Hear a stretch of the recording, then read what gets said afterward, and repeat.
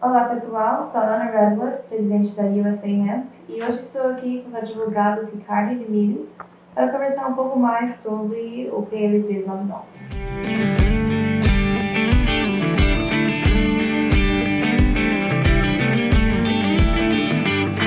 Meu nome é Ricardo Nemer, sou advogado, trabalho há 12 anos já na área de drogas.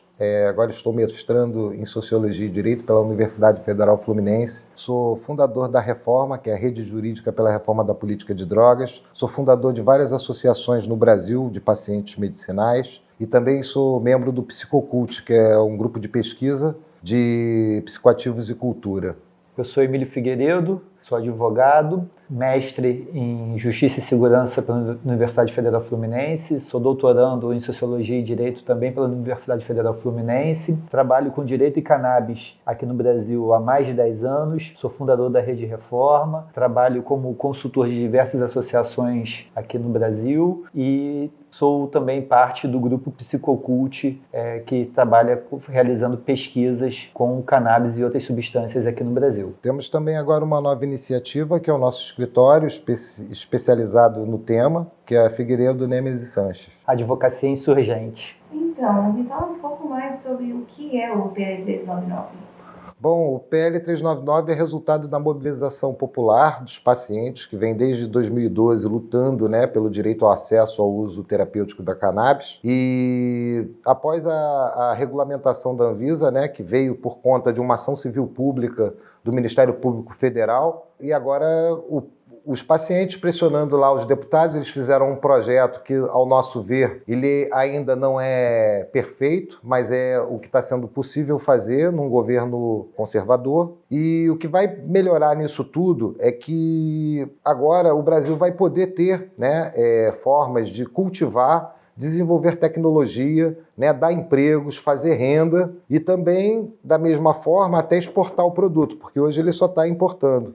O PL 399 é resultado do amadurecimento dessa demanda social realizada pelos pacientes a partir do fim de 2013, início de 2014, quando começaram a trazer o uso da cannabis como ferramenta terapêutica aqui para o Brasil. Então, foram muitos anos de luta. Ele é um projeto de lei iniciado em 2015, com um escopo bem simples de tão somente comercializar produtos derivados da cannabis, como canabidiol. E a partir de 2019, com a criação de uma comissão especial na Câmara de Deputados para tratar desse assunto, realmente há um debate público, realização de audiências públicas, conversas com autoridades de outros países, como Colômbia, Uruguai, Israel, Canadá, para poder formatar uma regulamentação do ciclo econômico da cannabis aqui no Brasil, que vem desde o cultivo até a prateleira,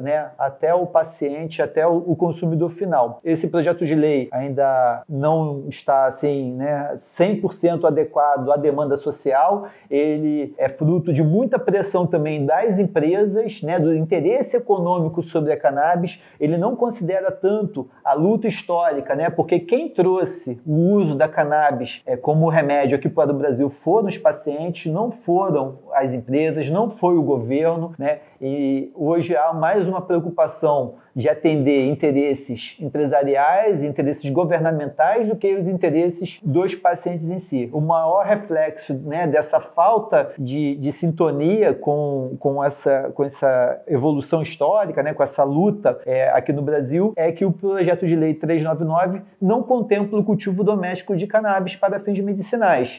É um projeto de lei que ele foca na atividade associativa e a atividade empresarial e a atividade governamental. Então a gente entende que é uma grande evolução, já é um novo patamar legislativo. O Brasil vai poder dizer que há uma regulamentação da cannabis aqui no Brasil, mas a gente não pode dizer que é um projeto de lei ideal e perfeito e em total sintonia com a demanda social. Uma outra coisa importante também é que esse projeto de lei ele avança no sentido que o Poder Executivo, dentro dos debates da própria Anvisa, eles brecaram o cultivo, E o processo legislativo ele veio reparar isso, porque apesar de ter tido um relatório da equipe técnica técnica de que deveria se regulamentar o cultivo no Brasil, ele foi tirado, né, da regulamentação pela própria Anvisa. E o PL, o que ele veio fazer? Ele vem reparar isso, que a partir do momento, né, que o Poder Legislativo ele cria uma lei, né, regulamentando como isso deve ser feito, isso é algum avanço, tá? E, inclusive, o nosso presidente falou que se esse PL for, né, aprovado, ele vai vetar. E eu acho que por isso que é importante, né, as pessoas que precisam, os pacientes, estejam sempre se mobilizando no sentido de correr atrás dos seus direitos. Porque o dia que nós pudermos plantar aqui no Brasil, a gente vai desenvolver tecnologias com as pesquisas, a gente vai poder ter um produto, né, nacional que vai criar divisas para o nosso país, vai dar emprego e recolher impostos. E vai estar integrado ao Sistema Único de Saúde, que é algo que funciona aqui no Brasil, né? A gente vê como o Brasil né, suportou um pouco menos pior a pandemia por conta de ter um sistema de saúde público universal robusto. Então, a cannabis como remédio tem tudo para encaixar nesse sistema de saúde e fomentar o bem-estar do brasileiro. Sem mencionar também o preço, né, que vai cair bastante a partir do momento que nós tivermos um produto aqui, né, a gente vai ter como ter um produto mais acessível ao paciente. Porque hoje qualquer produto importado ele paga a taxa de importação e isso impacta diretamente o produto na prateleira da farmácia. Isso fica sujeito a câmbio, fica sujeito à logística, fica sujeito às questões locais, onde ele é produzido fora do Brasil. E aqui no Brasil, como a gente já tem uma tradição da agropecuária, né, é possível fazer uma produção com arranjos produtivos locais, pequeno produtor rural, agricultura familiar, e assim, né, gerar emprego, gerar riqueza localmente e atender essa demanda de saúde do brasileiro para usar a cannabis. A gente diz, por exemplo, que o PL ele ainda não é perfeito, porque, por exemplo, ele tem uma restrição muito grande. Ele diz que os cultivos de cannabis, né, ou de cânhamo, tá, ele tem que ser cercado, tem que ter cerca elétrica, tem que ter torre de vistoria, coisas que em outros lugares no mundo não existe, né, porque não existe essa restrição. Lá nos Estados Unidos, o CBD, o canabidiol, os produtos derivados de cannabis, eles são feitos como produtos alimentares. Ele não tem uma restrição tão grande. E lá também, como aqui no Brasil, se você vê, desde que abriu, né, a importação de produtos à base de cannabis, não existe nenhuma notificação grave junto à Anvisa. Então, hoje, até na nossa opinião, essa restrição de elevar a nível de medicamento os produtos à base de cannabis, a gente acha que ainda não é o ideal. Cria uma classificação regulatória que não está condizente com, vamos dizer assim, o fitoterápico que é a cannabis, né? Uma ferramenta de cura, de tratamento da saúde humana que não surgiu agora, né, recentemente. Ela surgiu há 12 mil anos atrás, ela veio evoluindo junto com a civilização humana, teve o hiato por conta da proibição e está sendo retomada agora, né? E nessa retomada, talvez numa perspectiva muito de uma economia de mercado, estejam tratando ela como uma mercadoria extremamente sofisticada para poder restringir as suas operações, né? Então, só grandes indústrias, grandes empresas vão poder, né, nessa regulamentação do PL 399, ter acesso a cannabis como um produto, né? Não vai poder ter uma pequena empresa, uma startup ou uma associação pequenininha. Isso não está regulamentado com o texto que está hoje no PL 399. A gente tem que entender que esse PL ele já melhorou muito de 2015 para cá, né? Ele surge lá em 2015 com uma regulamentação bem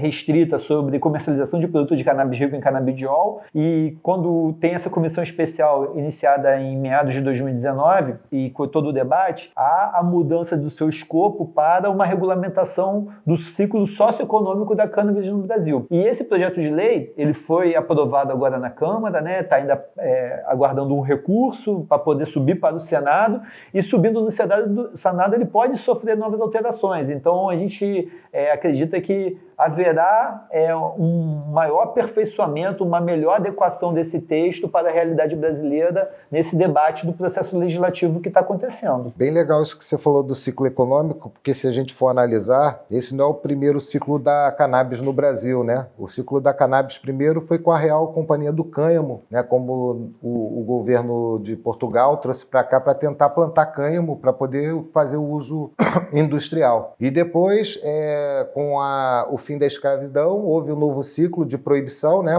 Por questões racistas, e depois houve um novo ciclo, né, de proibição que foi com a guerra às drogas de Nixon, né, que proibiu no mundo inteiro, inclusive nos Estados Unidos. E agora, né, nós estaríamos no quarto ciclo aqui da cannabis, né, porque é onde os pacientes estão lutando para que possam, né, ter acesso, da mesma forma os pacientes, as pessoas que fazem uso adulto, né, que hoje precisam comprar no tráfico, porque não tem outra opção, né? Então, infelizmente, quando o Estado não controla, vem o mercado, né, ilegal e se apropria disso, né? Ou seja, existe uma cultura do país que utiliza a cannabis, existe um mercado que necessita e existe uma lei do Estado que tenta enxugar gelo, né? Então, é muito importante a gente entender que a lei de drogas é uma questão de saúde pública, tá? E se a gente não fizer uma lei para resolver esse problema de saúde pública, a gente causa um problema na segurança pública, né? Porque hoje, tendo um mercado ilícito, a pessoa que faz uso de droga, primeiro, ela não mostra um documento, não diz se é maior ou menor, né? Ela chega na boca de fumo, não tem nenhum controle sanitário sobre aquela droga, ou seja, se você quer proteger a vida das pessoas, tem que ter algum controle. Não é só da maconha, da cocaína, da heroína. Hoje, se você perguntar para o Estado, para o secretário de saúde, ele não sabe quantas pessoas usam droga. Por quê? A pessoa chega lá no médico, quem é que vai dizer que usa droga se é ilegal? Se vai dizer que já é um criminoso? Então, a gente está aqui, a gente está pedindo regulamentação, a gente está lutando pela mudança da lei, porque a gente tem noção, enquanto pesquisador, né, enquanto advogado, das contradições dessa sociedade punitiva. Porque, na verdade, a sociedade não protege ninguém, né? E pune pessoas que não precisavam estar presas, né? Porque uma coisa é a pessoa que usa droga e comete crime. Outra coisa é a pessoa que usa droga e não comete crime. Se a gente tem aqui na lei uma lei que você diz que se a pessoa tentar o suicídio eu não posso nem puni-la, então a pessoa fuma um baseado, você vai querer puni-la? Isso é um absurdo sob o ponto de vista legal, sob o ponto de vista social. E sem dizer que você mantendo, né, a proibição, o mercado ilícito vai pegar esse dinheiro, vai comprar armas, vai provocar violência, entendeu? Você vai trocar drogas por produtos roubados, e isso não vai acontecer se houver ali uma loja, né, que a pessoa mostre que é maior de idade, ou que se ela for menor ela tem um uso terapêutico, tem uma receita médica. Hoje eles querem controlar e está tudo descontrolado. E quando a gente traz o PL 399 para a realidade do Brasil em 2021, a gente vê que ele está longe de resolver o principal problema ligado à cannabis aqui no Brasil. O principal problema hoje ligado à cannabis aqui no Brasil é a guerra às drogas. É a violência da política de controle das substâncias que mata principalmente pessoas pretas faveladas, né, e que prende quem comercializa, né, que pune quem tão somente usa, e a perspectiva é tão somente hoje de satisfazer vontades empresariais que têm interesse na regulamentação da cannabis aqui no Brasil. Mas não adianta regulamentar a cannabis, colocar um produto super barato na prateleira da farmácia e a gente continua numa sociedade em guerra, né? Não há cannabis medicinal suficiente para tratar a saúde mental de uma sociedade doente pela guerra. A gente vai continuar sofrendo, mesmo tendo todos os tipos de produtos de cannabis. Então, realmente, precisamos, né, muito mais do que tem hoje no texto do PL 399. A gente precisa de um projeto de lei que observe, né, as dinâmicas sociais, que busque pacificar esses territórios, né, busque pacificar a forma como os conflitos são administrados aqui no Brasil, porque os conflitos são administrados na perspectiva da violência, na perspectiva da disputa de forças, não políticas, né, não argumentativas, mas forças hoje representadas principalmente por fuzis, né, metralhadoras, pistolas, revólveres. Então a gente precisa de uma política, né, de drogas visando a saúde, né, para a promoção da saúde, que tem essa visão macro da situação que o Brasil está envolvido. Na verdade, para a gente mudar esse resultado, a gente não vai conseguir mudar usando a mesma equação, né? Fica difícil. A gente já está usando essa equação há muito tempo e a gente precisa mudar o resultado. E não vai ser usando a mesma equação. Então, em termos de direito, quais são as mudanças práticas propostas pelo PL 399? Bom, em termos de direito, agora as empresas nacionais, as associações vão poder cultivar sem ser perseguidas na justiça, sem ser importunadas. Entretanto, o que ocorre? O tipo de regulamentação que estão pedindo, ela não é viável, né? Vou dar um exemplo. Existe uma associação de mães do Cariri, que é o sertão, né, do Ceará, por exemplo, que elas não vão ter renda para montar na associação dela todas as exigências, né? Imaginem 10 mães que vivem de Bolsa Família no sertão, no Agreste, do Nordeste. Como é que elas vão cumprir esse tipo de restrição? Então é muito complexa a situação e não vai ser um projeto de lei feito, né, só para as empresas que vai resolver a solução. Eu acredito que o direito ainda vai continuar lutando para incluir outras pessoas, porque ela ainda é muito exclusiva. Ela não é inclusiva, essa regulamentação que está no PL.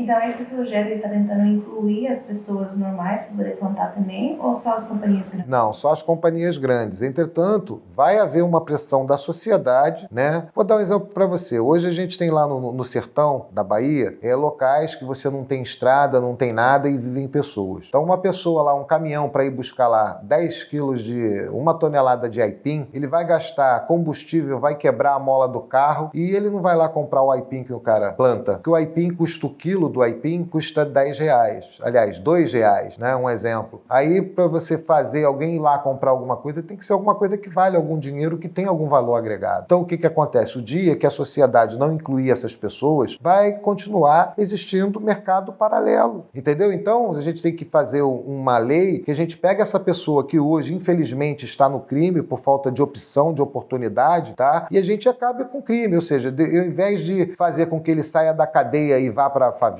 tá? Ele vai poder pegar uma enxada e plantar, vai poder ir lá fazer uma manicure, vai poder fazer um curso e trabalhar na extração, sabe? Vai se qualificar. O que a gente quer é pegar o que hoje a sociedade tem, ela só aproveita o que é ruim das drogas, né? O que é bom, ela não consegue aproveitar. Então, o que a gente está pedindo é exatamente que a sociedade tenha alguma razão, que ela está sendo irracional. Parece que ela está com a razão entorpecida, né? Porque se ela fosse, né, dentro da ciência, dentro de resolver o problema social, ela tentaria ter algum controle, porque hoje está totalmente descontrolado. A gente não controla nossas fronteiras, a gente não controla nosso aeroporto, a gente não controla nossos portos, tá? Na favela não tem porto, não tem aeroporto, e onde você prende mais armas, se você for ver onde é que foram as maiores apreensões de cocaína e de armas, não foram dentro de nenhuma favela. Ou foi dentro de um condomínio na Barra, ou foi dentro de um aeroporto. E um favelado não tem poder de mexer no aeroporto. Um favelado não tem poder de mexer num condomínio da Barra. Então a gente tem que começar a pensar.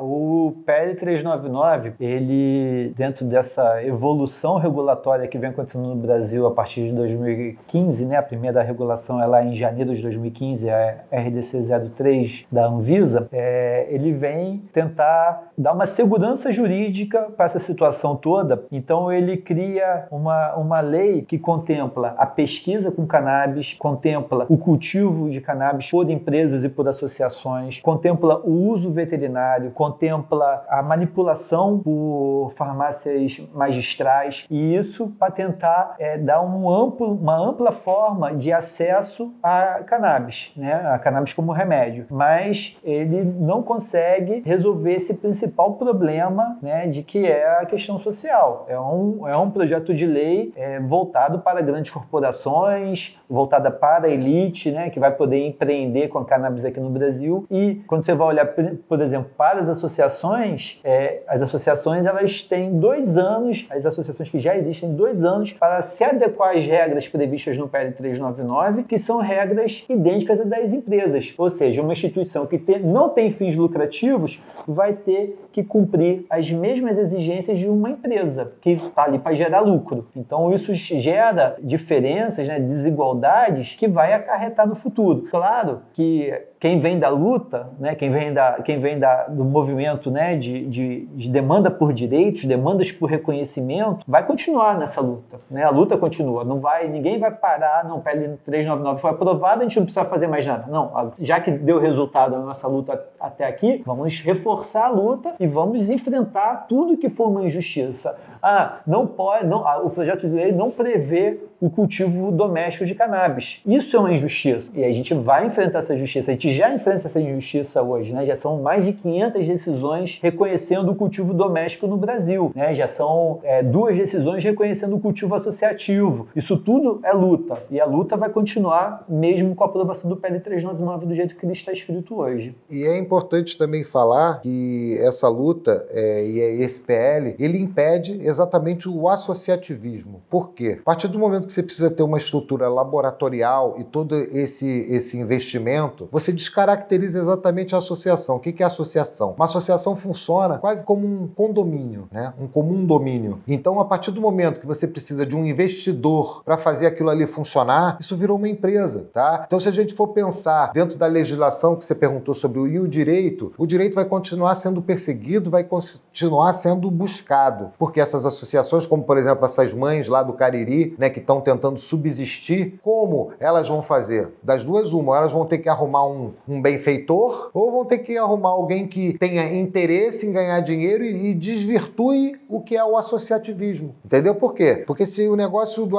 associativismo ele não tem finalidade de lucro, né? Por que você precisa de um capital para poder fazer acontecer? Então ele virou empresa, compreende? E como é que aquelas pessoas ali, por exemplo, como é que 4 mães, 5 mães lá no Cariri vão contratar um farmacêutico, sabe? É uma coisa que é proibitiva, tá? Proibitiva não sob o ponto de vista de que não pode, mas sob o ponto de vista de não dar acesso, sabe? E isso é a maior covardia que se pode fazer com as pessoas que necessitam. Isso fere um princípio constitucional da livre iniciativa, ou seja, se todos são iguais, os direitos têm que ser iguais, né? É por aí. E nunca esquecer que todo esse processo não foi feito pelas empresas nem pelo governo. Esses processos foram feitos pelos pacientes. E agora fazer uma lei que desconsidera essa luta, que desconsidera que os pacientes lutaram e agora eles não podem produzir por si mesmos, né? É uma lei que não está de acordo com a realidade brasileira. E ainda vou dizer mais, existe a lei, que é a lei de instituição do SUS, e ela diz claramente no bojo dela, tá, que além de todo o sistema governamental e paraestatal de saúde, a comunidade tem legitimidade para promover a saúde da própria comunidade. E, para te ser sincero, ela é a primeira agente, porque a comunidade, ela está primeiro até do que o município. Ele fala da comunidade, ele fala do município, ele fala do estado e ele fala do governo federal. Então, isso é responsabilidade de todo mundo. A saúde é um direito do cidadão e um dever do Estado. Então,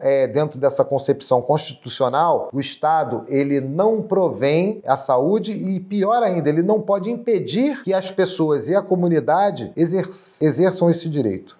Aqui na USAF, nós estamos trabalhando dia e noite para trazer mais produtos de qualidade para as pessoas que precisam. Nós achamos que o cannabis deveria ser a primeira opção e não a última tentativa em qualquer tratamento. Eu agradeço a todos que assistiram e também que acompanham nós nas nossas redes sociais. E muito obrigada, Emília e Ricardo, por ter vindo hoje conversar com nós sobre esse novo projeto e os outros temas de cannabis. Ok, para a gente foi um prazer, né, esclarecer esses temas sobre o tema, né, os impactos legislativos, jurídicos e sociais. A gente veio falar aqui porque a gente acha importante, né, uma empresa de brasileiros atuando aqui no país e, conforme as informações que nós temos, também tem feito um trabalho social, né, ajudando alguns pacientes que não podem pagar, e isso eu acho que é a maior contribuição, né? Toda empresa ela tem que ter algum impacto social, senão ela não tem razão de existir. Eu agradeço o convite, fico feliz de uma empresa de brasileiros, né, de sucesso no exterior poder trazer sua experiência para cá e nos auxiliar a evoluir com o tema da cannabis aqui no Brasil. E fiquei contente também da sua família também saber que eles estão querendo vir para cá, fazer o produto aqui embalado e eu acho que isso é importante, até para o desenvolvimento do mercado nacional e a competitividade.